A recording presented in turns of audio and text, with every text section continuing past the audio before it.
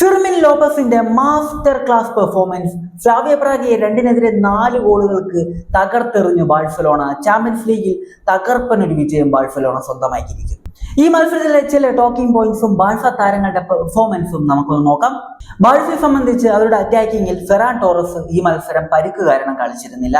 അതുപോലെ തന്നെ ലാമിൻ യമാല് ഈ മാച്ച് സസ്പെൻഷൻ കാരണം കളിച്ചിരുന്നില്ല. വളരെ വലിയ 2 നഷ്ടമായിരുന്നു ബാഴ്സയ്ക്ക് ഈ മാച്ചിൽ ഉണ്ടായിരുന്നത്. എന്നാൽ പോലും ബാഴ്സലോണ 4 ഗോളുകൾ സ്കോർ ചെയ്തു. ബാഴ്സലോണയുടെ ആദ്യ 11 വന്നപ്പോൾ എനിക്ക് വളരെ സർപ്രൈസിംഗ് ആയിട്ട് തോന്നിയത് പൗ കുബാർസി ആദ്യ 11 ഇല്ല. ബാഴ്സയുടെ സെന്റർ ബാക്ക് പൊസിഷനിൽ, നാച്ചുറൽ പൊസിഷൻ സെന്റർ ബാക്ക് ആയിട്ടുള്ള പൊസിഷനിൽ കളിക്കുന്ന പൗ കുബാർസി എന്ന താരം ഒഴികെ വേറെ ആരും ആ ഒരു പൊസിഷനിൽ മികച്ചൊരു പെർഫോമൻസ് നടത്താറില്ല. സെന്റർ ബാക്ക്, അതായത് ഇപ്പോൾ ജെറാർഡ് മാർട്ടിൻ ആയാലും ശരി, അതുപോലെ തന്നെ ബാഴ്സയുടെ മറ്റൊരു സെന്റർ ബാക്ക് ആയിട്ടുള്ള എറിക് ഗാർഷ്യ ആയാലും ശരി, ഇവരൊക്കെ അവരുടെ first choice position centre back ആണോ എന്ന് ചോദിച്ചു കഴിഞ്ഞാൽ നമുക്ക് രണ്ടാമതൊന്ന് ആലോചിക്കേണ്ടി വരും. എന്നാൽ പൗ കുബാർസി അങ്ങനെയല്ല. അദ്ദേഹത്തിന്റെ ഫസ്റ്റ് ചോയ്സ് പൊസിഷൻ എന്ന് പറയുന്നത് സെന്റർ ബാക്ക് ആണ്. ആ ഒരു പൊസിഷനിൽ വളരെ മികച്ച രീതിയിൽ കളിച്ചിരുന്ന പൗ കുബാർസി ഈ മത്സരത്തിൽ ഹാൻസി ഫ്ലിക്ക് യൂസ് ചെയ്തിരുന്നില്ല. അദ്ദേഹം സൈഡ് ബെഞ്ചിലായിരുന്നു ഉണ്ടായിരുന്നത്. കളി തുടങ്ങി വെറും 10 മിനിറ്റുകൾ മാത്രമാകുമ്പോൾ ബാഴ്സലോണ 1 ഗോളിന് പിന്നിലേക്ക് പോകുന്നു. 34-ാം മിനിറ്റിൽ ഫെർമിൻ ലോപ്പസ് ആയിരുന്നു ബാഴ്സലോണയുടെ സമനില ഗോൾ കണ്ടെത്തിയത്. ഫ്രങ്കി ഡിജോങ്ങിന്റെ അതിമനോഹരമായ ഒരു പാസ് കണക്ട് ചെയ്തിട്ടായിരുന്നു ഫെർമിൻ ലോപ്പസ് സമനില ഗോൾ നേടിയത്. 42-ാം മിനിറ്റിൽ പെഡ്രിയുടെ പാസ് സ്വീകരിച്ച് ബോക്സിന് വെളിയിൽ നിന്ന് തകർപ്പൻ ഒരു ഫിനിഷിലൂടെ ഫെർമിൻ ലോപ്പസ് ബാഴ്സലോണയ്ക്ക് ലീഡ് സമ്മാനിച്ചു. അങ്ങനെ ആദ്യ പകുതി 1-നെതിരെ 2 ഗോളുകൾക്ക് ബാഴ്സലോണ ലീഡിൽ അവസാനിപ്പിക്കുമെന്ന് ഇരിക്കെ റോബർട്ട് ലെവൻഡോസ്കിയുടെ ഓൺ ഗോൾ വരുന്നു. അങ്ങനെ മത്സരം 2-2 സമനിലയിൽ അവസാനിച്ചു. രണ്ടാം പകുതിയിൽ ബാഴ്സലോണയുടെ സമ്പൂർണ്ണ ആധിപത്യമായിരുന്നു നമ്മൾ കണ്ടിരുന്നത്.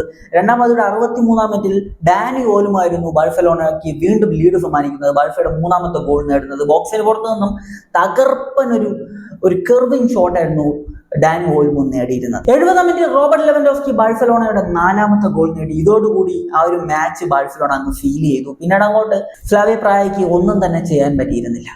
ഈ ഒരു ഗോളിന് അസിസ്റ്റ് നൽകിയത് മാർക്കസ് റാഷ്ഫോർഡ് ആയിരുന്നു. ബാഴ്സയുടെ നിരയിൽ എടുത്തു പറയേണ്ട പെർഫോമൻസ് എന്ന് പറയുന്നത് ജുവാൻ ഗാർഷ്യ, എറിക് ഗാർഷ്യ, രണ്ടുപേരും അവരുടെ റോള് വളരെ മനോഹരമായിട്ട് ഈ മാച്ച് ചെയ്തിരുന്നു. മിഡ്ഫീൽഡിൽ ഫ്രങ്കി ഡിജോങ് വളരെ മനോഹരമായിട്ടുള്ള ഒരു ഫുട്ബോൾ ആയിരുന്നു ഈ മാച്ചിൽ കളിച്ചിരുന്നത്. ഫസ്റ്റ് ഗോളിന് അസിസ്റ്റ് നൽകിയത് ഫ്രങ്കി ഡിജോങ് ആയിരുന്നു.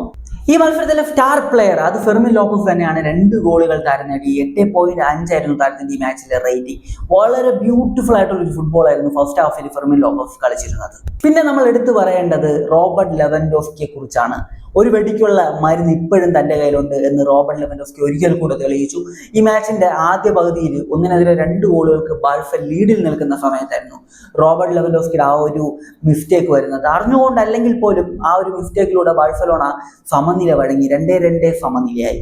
എന്നാൽ ബാഴ്സയുടെ 4ാമത്തെ ഗോൾ സെക്കൻഡ് ഹാഫിൽ റോബർട്ട് ലെവൻഡോസ്കി ആയിരുന്നു സ്കോർ ചെയ്തത്. സ്ലാവിയ പ്രാഗയുടെ നെഞ്ചത്ത് അവരുടെ അവസാനത്തെ ആണി അടിച്ചു കയറ്റി റോബർട്ട് ലെവൻഡോസ്കി ബാഴ്സയ്ക്ക് അതിമനോഹരമായിട്ടുള്ളൊരു വിജയം സ്വന്തമാക്കി കൊടുത്തു.